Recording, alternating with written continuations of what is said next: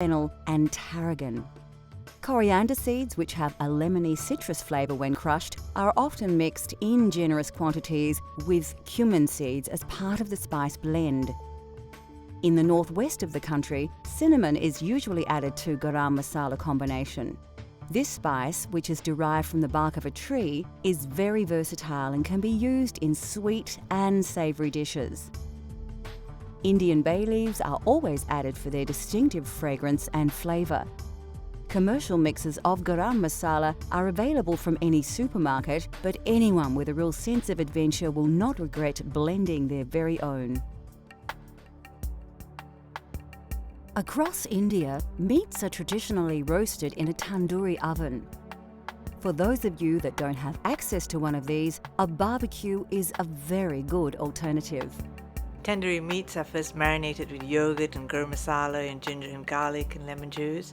You can use either prawns or fish or chicken or lamb, and it's cooked very quickly in this hot clay oven, bringing out some very nice moist dishes which are beautifully roasted.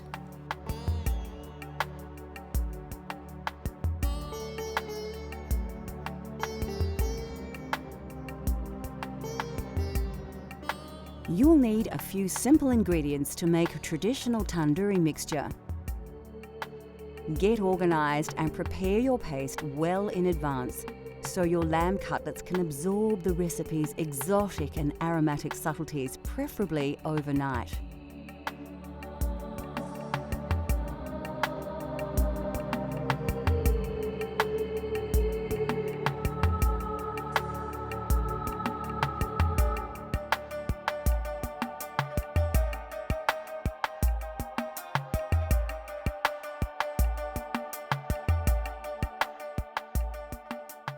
Add 2 tablespoons of ginger and garlic paste to a medium-sized mixing bowl. Add some of the juice from 1 lemon, then add 1 to 2 tablespoons of your favourite garam masala mix. Around half a teaspoon of red tandoori powder will give the meat its intense red colour once cooked. Scoop in 3 tablespoons of Greek-style yogurt and 2 tablespoons of vegetable oil. Now grab a spoon and thoroughly mix all the ingredients together. Your tandoori mixture is now ready to be added to the meat. At this stage, it's a good idea to wear gloves as the tandoori mixture will colour your hands just as well as the meat. Take your lamb cutlets and place them in a large mixing bowl. Scoop 2 teaspoons of ginger and garlic paste over the lamb and add the rest of the lemon juice. Add around 1 teaspoon of chili powder plus a teaspoon of salt and thoroughly massage all these ingredients into the meat. Now add about 6 tablespoons of the tandoori mixture that you have prepared earlier. Rub the mixture into the lamb well and ensure that all the cutlets are covered. Place the cutlets onto a plate, cover and store in a refrigerator for at least 4 hours, although overnight is best. This allows all the flavours of the spices to penetrate the meat. Instead of a tandoori oven, we're going to use a barbecue to cook the marinated lamb. Preheat the barbecue to a very high temperature and place the cutlets onto the hot plate, allowing them to sizzle in the rich marinade. Once they start to brown, turn them over and let them cook for another few minutes. Cooking the meat on a high heat will blacken the marinade in places and cook the outside of the meat well, while still keeping the cutlets tender and juicy inside. When ready, place the cutlets on a bed of lettuce. Serve with a simple salad made with cucumber, red onion, tomato and coriander. Finally, garnish with a wedge of lemon, which can be squeezed over the cutlets just before you enjoy them. Still to come on Cultural Flavours, India. We spice things up with an authentic style curry with Punjabi influences. Breads are eaten everywhere and mainly used to scoop up the main meal, especially in the Punjab region. We have different types of breads there. We don't eat too much of rice there, it's mainly bread. There's naans, there's bhaturas, there's chapatis, which I made today, there's parathas, there's stuffed parathas with, methi, which is fenugreek leaves. We love our bread in India. We do a lot of it there.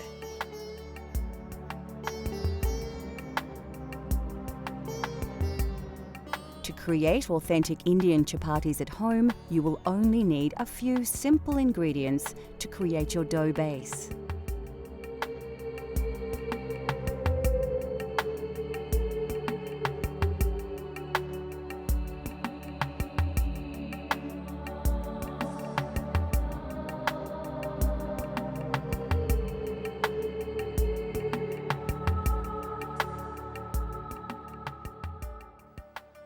First, place your flour into a mixing bowl, add some water and then some oil, and start mixing it with your hands.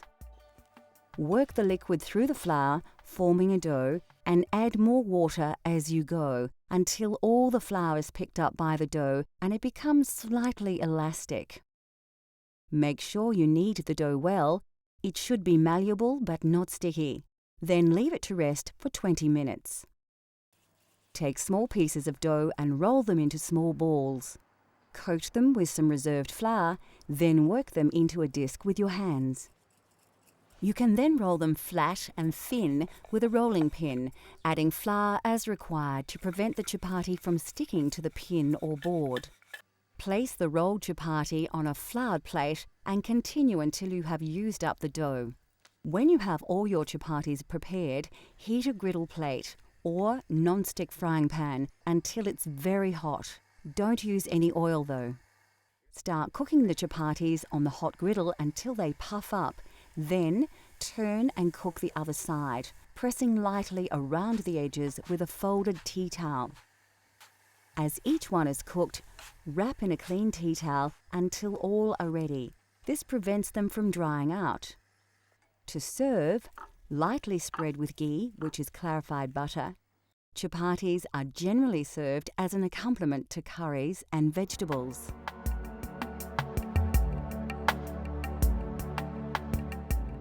The southern region of Goa is famous for its fiery seafood curries, and this prawn curry is typical of the region. It's hot, spicy, and its intense flavours are the result of combining numerous ingredients. It's not a difficult curry to cook when you've been cooking. It has a lot of ingredients. You have whole spices that you use, and then you use the curry leaves, which are also from South India and Goa and that region.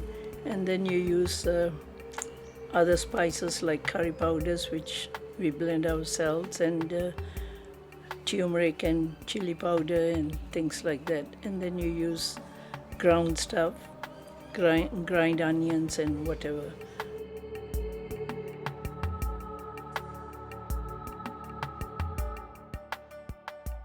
Like most curries, the secret is to start with a good curry paste. Combining these ingredients in an electric blender is a quick and simple way to make a great base for your curry. For those of you looking for a truly authentic Goan taste, liberally add more chili and vinegar to your curry paste.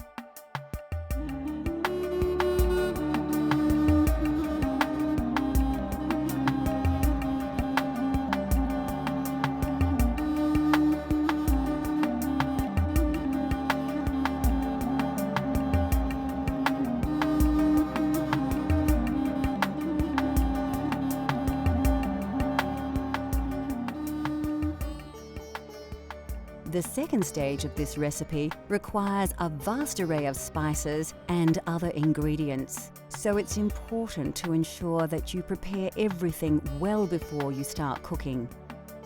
We're using green prawns with their shells intact, but you could use any type of prawn.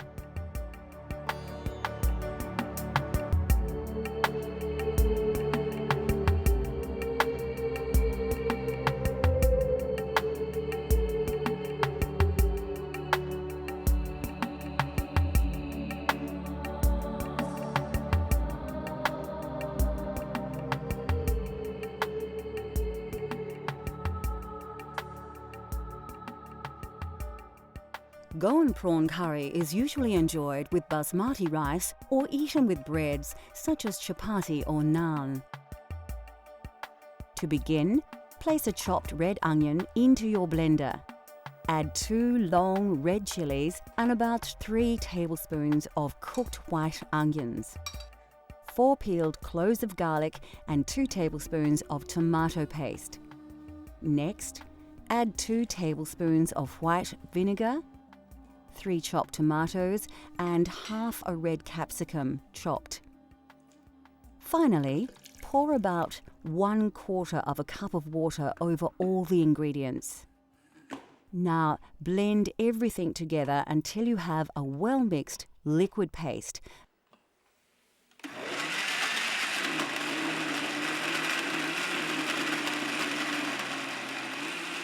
And put this to one side until later. To prepare the curry, heat some oil in a pan. Add your star anise, cardamom, cloves, cinnamon stick, fenugreek and mustard seeds to the hot oil. Place a sprig of curry leaves and 2 diced onions into the pan, then stir well. Take some ginger and garlic paste and stir around 2 teaspoons into your curry base. Pour in around half a cup of water and mix well. Scoop a spicy mix of turmeric, curry, chili, and coriander powders onto your onion base. As they cook, these spices will release their aromas and their flavors will intensify. Season with a teaspoon of salt, then reduce the heat and mix the ingredients well to form a thick paste. Now is the time to add your blended curry paste to the saucepan. Mix it in well to allow all the flavors to combine. Cover and allow to simmer until the juices have cooked through. When ready, add a tablespoon of yogurt to the sauce, as well as 1 tablespoon of tamarind paste. Then pour in half a can of coconut milk. These will help to bind all the ingredients together into a rich, creamy sauce. Take the juice of half a lemon and add it to the sauce. You can now add your prawns to the curry and then bring the sauce to the boil once to cook them. Remove the saucepan from the heat. Sprinkle 3 tablespoons of fresh chopped coriander and stir. Finally, cover and allow the curry to stand for 5 to 10 minutes before serving with basmati rice.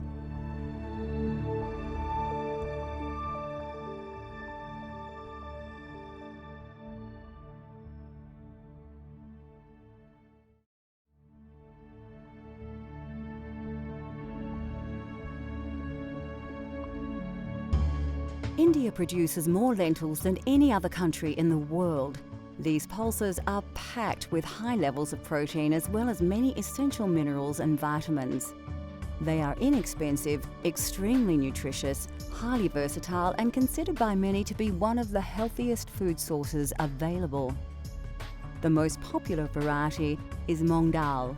Commonly mixed with rice and sometimes with vegetables, these lentils form the basis of many very simple but healthy meals in India. They are so highly regarded by some Indian doctors that they are even prescribed to help with many stomach ailments. Black urd dal is very popular, especially across the north of the country. It forms the main ingredient of dal makhani, the most characteristic signature dish of the Punjab region. Made with cream and butter, the dish takes over 8 hours to prepare. Very tasty and nutritious, dal makhani is usually accompanied by rice or served with freshly cooked chapatis. The white variety are simply black urd dal with their intensely flavoured shells removed. These are often soaked and ground to make delicious donuts, which are very popular throughout India. In southern regions such as Kerala, cooks use tur dal to create sambar, a spicy soup made with vegetables and tamarind. These small split chickpeas are chana dal.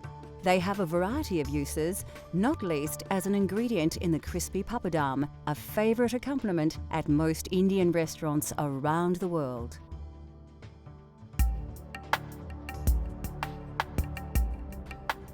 Lentils and beans are indispensable to Indian culture, revered for their pure and gentle digestive qualities. No other dish is more central to Indian cuisine than dal, a flavoursome traditional classic. Dal is actually a staple all over India, not only in the north. All over India, everybody eats dal. And it is actually the poor man's staple food, really. But we always have dal with whatever you cook, you have in it.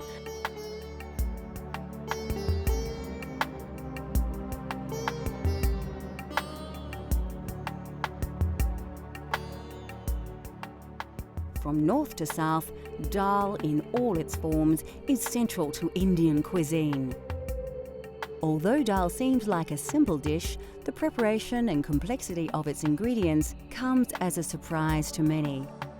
With a little time though, anybody can create a delicious dal at home.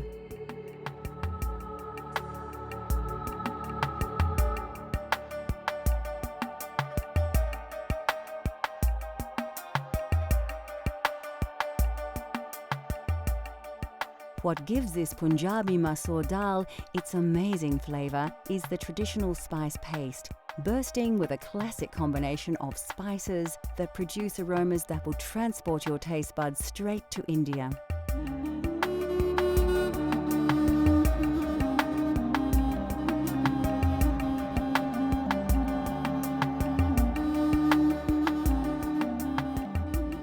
Although once limited to a very select few, all these exotic spices can now be sourced directly from your local supermarket. Firstly, take your red-washed red lentils and place them in a medium-sized saucepan. Add the water to the pot, then stir in your turmeric powder, salt, a dash of chili powder, the garlic and ginger paste, a dash of fenugreek seeds and a tablespoon of oil. You can find garlic and ginger paste in most Asian grocers or simply buy them individually and combine them yourself. Chop the fresh chili and add it to the ingredients, along with the diced tomato. Give it a good stir before placing on the stove to boil for about 15 minutes. This part of the preparation is very quick, and dal is a great dish to prepare if you're short on time. While the pot is bubbling away, you can prepare your spice paste. Finely chop 3 cloves of garlic and dice an onion. We're actually using the sweeter Spanish onion here. Put a small pan on the stove and heat up your vegetable oil until it begins to smoke. When the oil is hot, add a pinch of fenugreek seeds, cumin seeds, mustard seeds, curry leaves and diced garlic. This all needs to be done quickly to avoid burning the ingredients while allowing the flavours to release into the hot oil. Add the diced onion and give your paste a stir, coating the oil over the onion. This will slow the cooking process and now you can work a little less urgently. Next, add a couple of teaspoons of garlic and ginger paste, coriander powder, curry powder, and some chili powder if you like. You can reduce the chili if you prefer, cooking to your own tastes. Add a teaspoon of ghee and quickly stir it through the paste. The aromas should envelop you as the spices and butter mix in the hot pan.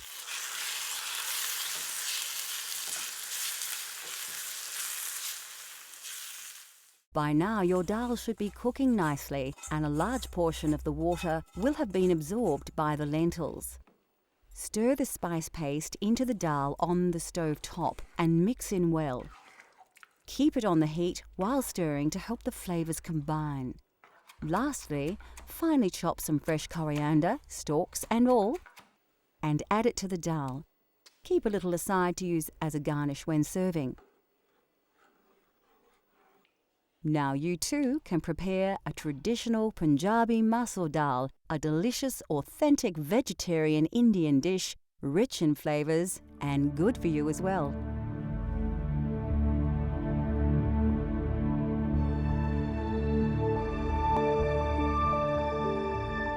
Now that we have revealed the simple yet spectacular delights of Indian cuisine, considered by many to be the most varied and exotic of all cuisines, we hope that we have inspired you to explore these flavours for yourself.